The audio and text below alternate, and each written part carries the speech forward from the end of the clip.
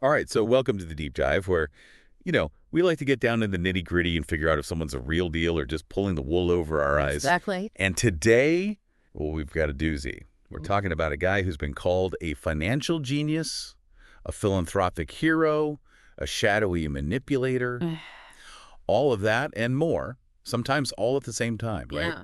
We're talking about George Soros. We are. So, grifter or gifted? Is he using his wealth for good, or is he a puppet master? Yeah, is he pulling the strings for his own personal gain? Let's dive in. So to figure this out, we've got a mountain of sources. Oh, yeah. We've got his Wikipedia page, some bio info from the Open Society Foundations, articles from all over the New York Times, the New Yorker.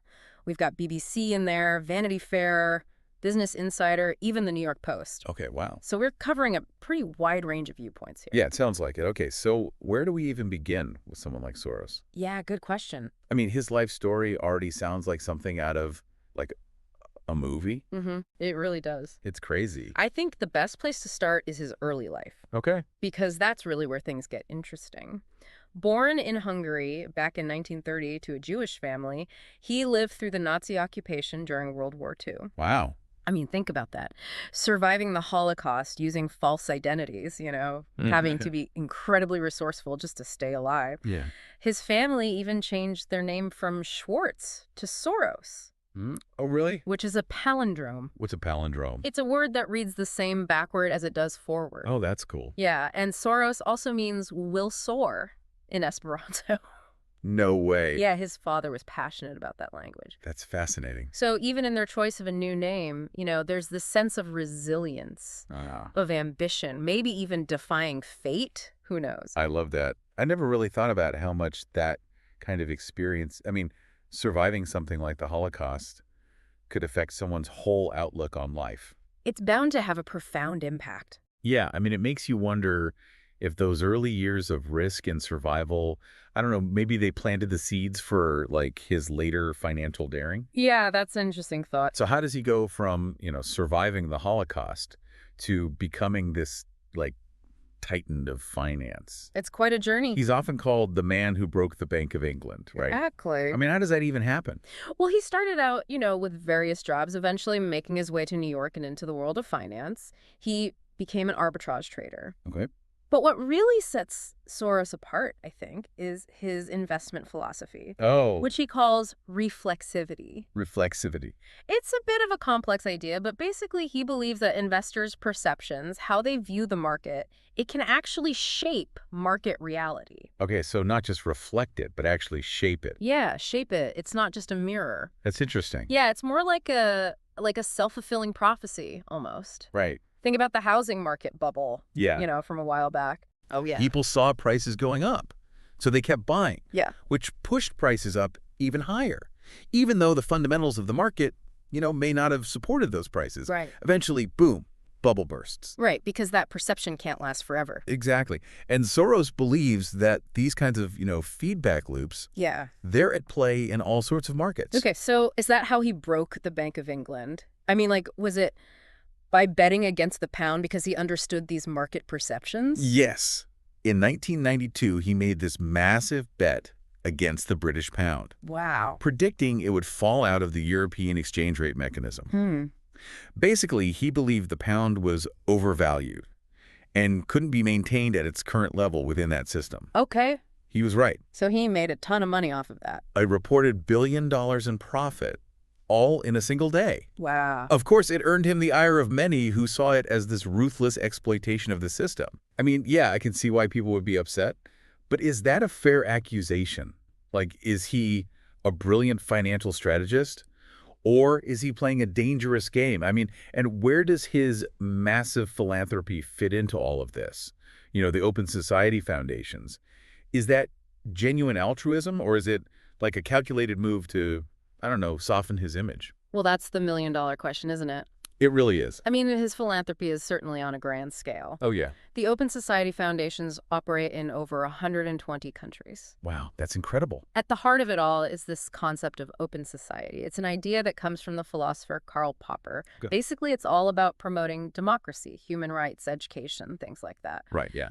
But of course, some view this giving as a form of manipulation. Oh, really? Yeah, pushing a globalist agenda. Okay. So there are a lot of opinions on this. Yeah, it sounds like it. We've got a lot to unpack here. Mm. Yeah, it's a wild world out there. I mean, depending on where you get your news, he's either this incredibly generous benefactor Right. or, some puppet master pulling strings behind the scenes. Yeah, like this mastermind. So it's really interesting. It's almost like a Rorschach test for how people view wealth and power. Absolutely. What really stands out to you from all these different sources? What are we seeing? One thing that's really fascinating is that he actually funds Yeah. both traditionally liberal Yeah. and some right-leaning publications, Really? which adds a whole other layer of complexity to this. Yeah, because if he's this mastermind trying to manipulate the world, Yeah. like why would he support outlets that, that could criticize him? Exactly. It doesn't really fit that narrative. It doesn't at all. And that's where I think we start getting into conspiracy theories. Yeah. Because he has become a central figure in a lot of anti-Semitic and far-right narratives. Right. They accuse him of everything from funding migrant caravans to controlling the media. Oh, wow. It's kind of concerning how much traction these baseless claims have gained. Yeah, some of the examples are pretty wild. The New York Times even reported that these conspiracies have gone mainstream, I've seen that too, yeah. reaching almost every corner of the Republican Party. Yeah, that's really disturbing. Yeah. So how do we, I don't know, I mean, how do we separate fact from fiction with someone like Soros? It's tricky, but it kind of brings us to the heart of what we're talking about here. Okay. He's a complex figure, undoubtedly. He's made billions in finance. He's poured billions more into philanthropy, and he's become this, lightning rod for controversy. He really has. So the question for you, the listener, is do you see him as a force for good, using his wealth and influence to create a more open and just world? Right. Or are his actions driven by self-interest and potentially harmful motives? It's tough to say. There's so much information out there. On one hand, he's giving away billions to promote democracy and human rights, which, that seems pretty altruistic to me.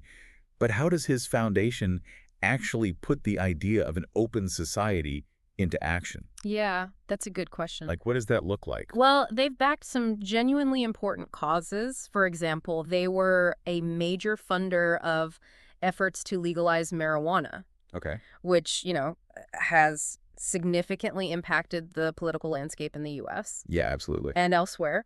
They also support a lot of work around criminal justice reform, Okay. promoting access to education, protecting freedom of the press. Okay, so those are tangible examples of how he's trying to build a more open society. Yeah. But then we have these persistent conspiracy theories and these legitimate concerns about his financial dealings. All right. There's Business Insider quoted hedge fund investors who expressed worry that managers who get too involved in politics can get distracted from their, core business. Yeah. That's a valid point. It's one thing to have personal beliefs, but when you're managing billions of dollars of other people's money, Exactly. there's a responsibility to stay focused. Yeah. So some might argue that his political activism, even if it's well-intentioned, Yeah. it could be seen as a conflict of interest. Right. It's interesting, too, because some sources paint him as this master manipulator, like pulling strings behind the scenes. Yeah, like that New York Post article that claims he's the puppet master behind the Democratic Party. Right, exactly. Well, I mean, that's a pretty extreme view. Yeah. It plays into those harmful narratives we talked about earlier. Right. But it is true that he's been a major political donor, Okay. primarily to Democratic candidates and causes. Okay. He poured millions into campaigns against both George W. Bush and Donald Trump. Right, and there are even reports that he has connections to, some right-leaning figures. Yeah, like Steve Bannon Yeah. and Roger Stone. Who were key players in the Trump administration. It's very confusing. It is. It just shows that, it's more nuanced than just left or right. It really is. Soros clearly has his own worldview, and it's not easily categorized. Right, and operates according to his own principles. Mm. And it seems like those principles are rooted in this idea of open society. Yeah, it seems that way. And those principles can sometimes put him at odds with both sides of the political spectrum. Absolutely. Speaking of open society, one of the BBC articles mentioned that his foundation has been banned in Russia. Oh, wow. Yeah. They labeled it undesirable Wow. because of its perceived risk to Russian security and constitutional order. It's a stark example of how his work can clash with authoritarian regimes. It really is. In places like Russia and Hungary, his support for democracy and human rights is seen as a direct threat to those in power. Yeah. And he's faced, significant backlash as a result, including being personally targeted by the Hungarian Prime Minister Viktor Orban. The BBC article talked about how Orban launched this whole anti-Soros campaign Yeah. using billboards and speeches to paint him as this, like, sinister figure trying to flood Europe with migrants. It's crazy. Yeah, and they even mentioned graffiti that said, like, "Stop Soros" and #will profit.